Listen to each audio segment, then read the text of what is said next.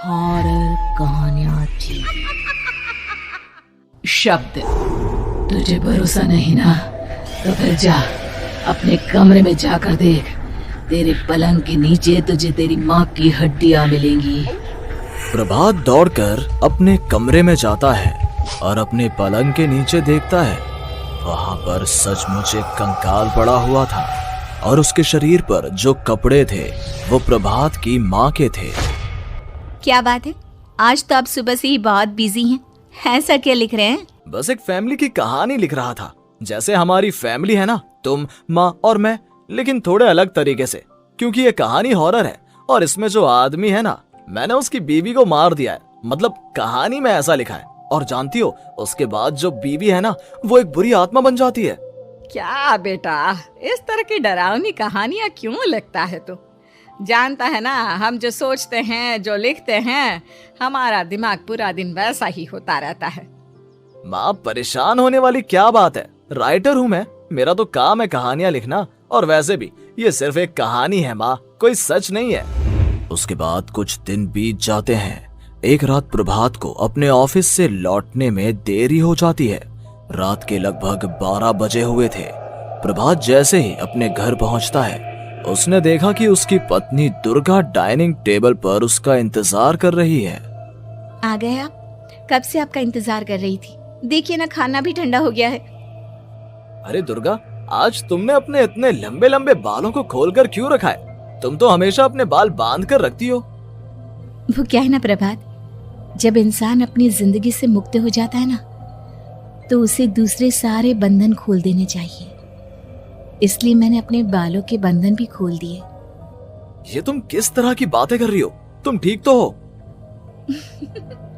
मैं बिल्कुल ठीक हूँ प्रभात। अच्छा चलो खाना खाओ। वो क्या है ना दुर्गा, मुझे भूख नहीं है।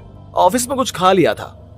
कोई बात नहीं, मैं तुम्हारे लिए एप्पल काट देती हूँ, एप्पल खा लो। नहीं दुर्गा, मुझे नहीं खाना है, मेरा मन नहीं है यार। तभी अचानक से दुर्गा अपने हाथ में एक बड़ा सा चाकू लेकर प्रभात पर हमला कर देती है। प्रभात अपने आप को बचाने की कोशिश करता है। आज मैं तुझे नहीं छोड़ूंगी, तुझे अपने साथ लेकर जाऊंगी अपनी दुनिया में। ये क्या बोल रही हो तुम?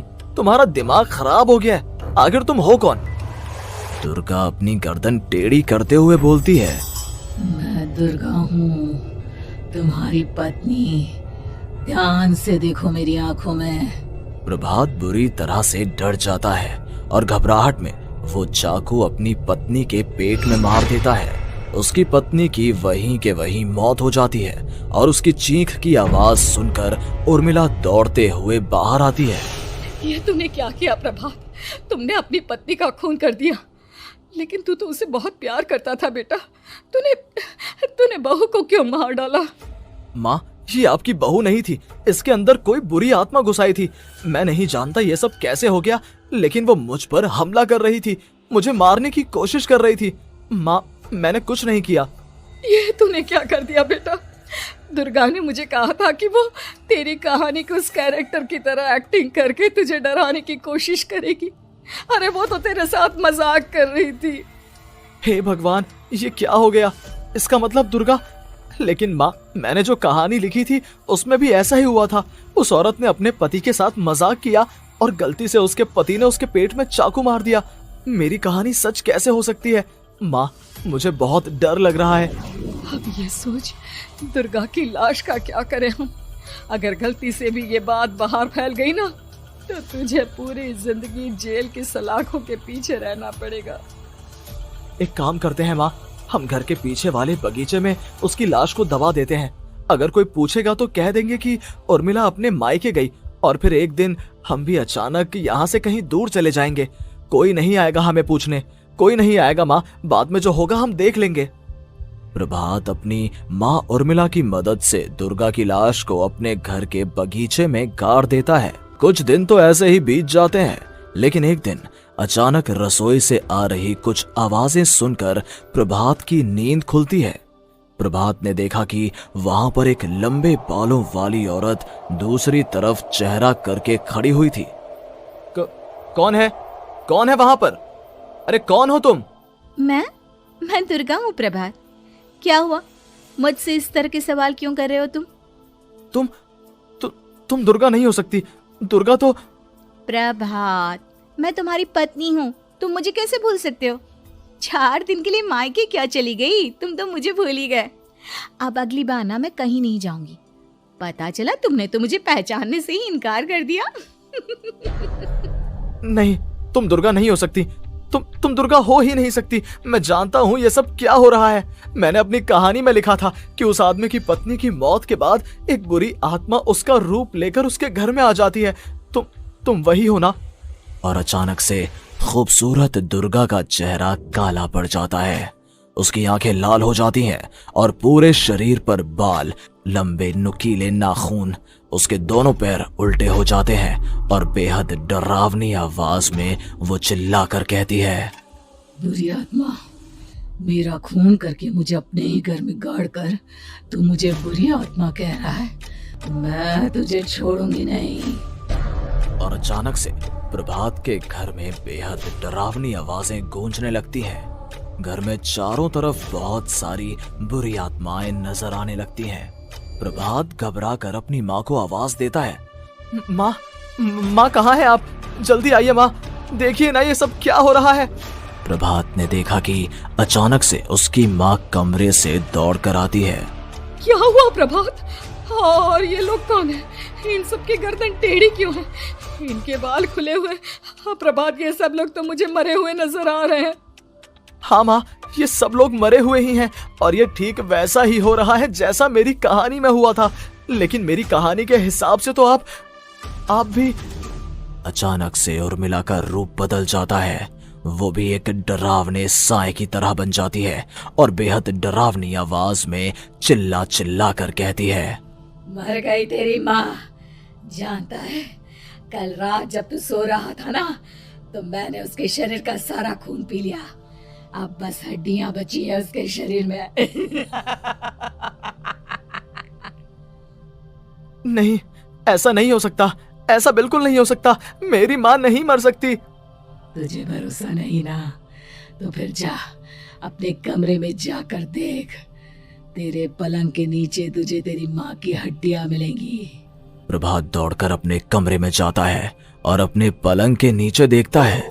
वहां पर सचमुच एक कंकाल पड़ा हुआ था और उसके शरीर पर जो कपड़े थे वो प्रभात की माँ के थे। माँ, अब मुझे कुछ करना पड़ेगा। लेकिन मेरी कहानी में लिखा था कि माँ की मौत मेरे हाथों से होगी, पर माँ तो पहले ही मर चुकी है और वो बुरी आत्मा मुझे भी मार देगी। नहीं, इससे पहले कि वो मुझे कुछ करे, मुझे उसका काम खत्म करना होगा। प्रभात अपने हाथ में बड़ा सा चाकू लेकर उस बुरी आत्मा पर हमला कर देता है जिसने प्रभात की माँ का रूप लिया हुआ था, और अगले ही पल वो नीचे गिर जाती है और उसके शरीर से खून बहने लगता है। ऐसा नहीं हो सकता। एक बुरी आत्मा के शरीर में तो खून होता ही नहीं है। तो क्या सच में मैंने अपनी माँ को मार दिया? लेकिन अभी कुछ देर पहले तो फिर वो कंकाल किसका है? और ये कौन है? मैं पागल हो जाऊंगा। और अपनी माँ की लाश, इसका मैं क्या करूं? लोग पूछेंगे तो मैं क्या जवाब दूंगा? तभी वहां पर दुर्गा का रूप लेकर जो आत्मा थी उसने प्रभात से कहा, गाड़ दे अपनी माँ को ले जाकर उसी जगह जहाँ तूने मेरा खून करके मुझे गाड़ दिया था। चला जा। घबराया हुआ प्रभात पागलों की तरह अपनी माँ की लाश को लेकर बगीचे में गाड़ देता है। प्रभात की हालत पागलों जैसी हो जाती है। वो अपने आप को अपने घर में बंद कर लेता है। कहानी के हिसाब से तो आगे ये हुआ था कि कहानी लिखने वाले ने उन बुरी आत्माओं से डरकर आत्महत्या कर ली थी। तो क्या मैं भी मर जाऊंगा? क्या मैं भी आत्महत्या कर लूंगा? एक काम करता हूँ, मैं अपनी कहानी का अंत बदल देता हूँ। हाँ, ये मैंने पहले क्यों नहीं सोचा। मैं लिख दूंगा कि कहानी को लिखने वाला आत्महत्या नहीं करता, बल्कि कहीं दूर जाकर नए सिरे से अपनी जिंदगी शुरू करता है। यही सोचकर प्रभात ने अपनी लिखी हुई कहानी को बाहर निकाला और उसे पढ़ना शुरू किया।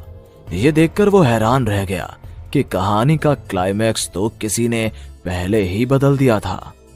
ये क्या? इसमें तो लिखा हुआ है कि आखिर में उस लेखक की पत्नी और माँ दोनों बगीचे में जिंदा दफन थे। बुरी आत्माओं ने उनको कैद करके रखा था और वो लेखक अपनी माँ और पत्नी दोनों को जिंदा बाहर निकाल लेता है। लेकिन ये सब लिख किसने दिया? प्रभात दौड़कर बगीचे में जाता है और वहां पर खुदाई करना शुरू कर देता है। प्रभात देखता है कि वहां पर लकड़ी के 2 बड़े संदूक हैं और उनके अंदर से आवाजें आ रही हैं। प्रभात बचा लो मुझे, अगर थोड़ी देर और हो गई तो वो मुझे छोड़ेगी नहीं। बेटा देखो, मैं इस बक्से के अंदर बंद हूँ, प्लीज मुझे बाहर निकालो, वो बुरी आत्मा किसी भी वक्त मुझे मार डालेगी। प्रभात वो दोनों बक्से बाहर निकालता है और अपनी पत्नी और माँ दोनों को आजाद करवा लेता है। लेकिन तभी वहां पर अचानक से एक बेहद डरावनी और खौफनाक दिखने वाली औरत आ जाती है। तुझे क्या लगा था इतनी आसानी से अपनी पत्नी और माँ को बचा लेगा? बस 5 मिनट और उसके बाद अमावस का चांद आसमान में आने ही वाला है। लेकिन तूने इन दोनों को बाहर निकाल लिया, अब तुझे मरना होगा। नहीं, मैं जानता हूँ मैं नहीं मरूंगा, और अब आगे क्या करना है ये भी मुझे पता है। प्रभात ये बहुत खतरनाक है, हमें मार डालेगी प्रभात, चलो यहाँ से। नहीं दुर्गा, अब मुझे अच्छी तरह से पता चल चुका है कि इस बुरी आत्मा से हम कैसे पीछा छुड़वा सकते हैं। और इतना कहकर प्रभात अपने हाथ में पकड़ी हुई सिंदूर की थैली उस बुरी आत्मा के ऊपर उछाल देता है। कुछ ही देर में वो जमीन पर गिरकर राख में बदल जाती है। ये सब क्या हो रहा था बेटा? ये सब तुम्हारी लिखी हुई इस कहानी की वजह से हुआ है ना? नहीं माँ, पहले मुझे भी ऐसा ही लगा, लेकिन बाद में पता चला कि बरसों पहले हमारे इस बगीचे की जमीन के अंदर किसी को जिंदा गाड़ दिया गया था और बस उसी औरत की आत्मा हमें परेशान कर रही थी। उसी ने मेरे शब्दों में जान डालकर उस कहानी को जिंदा कर दिया था। मुझे माफ कर दो प्रभात, मैंने आपकी कहानी के साथ छेड़छाड़ की थी और उसे बदल दिया था। माफी मांगने की जरूरत नहीं है दुर्गा, तुम्हारे उस बदलाव की वजह से ही आज हम सब जिंदा हैं, क्योंकि आखिर में कहानी में वो हुआ जो तुमने लिखा था। उम्मीद है कि आपको हमारी ये कहानी पसंद आई होगी। कृपया हमारे चैनल को सब्सक्राइब करें और सभी अपडेट्स के लिए बेल आइकन जरूर क्लिक करें। और हाँ, वीडियो लाइक और शेयर करना मत भूलिएगा। Bye bye.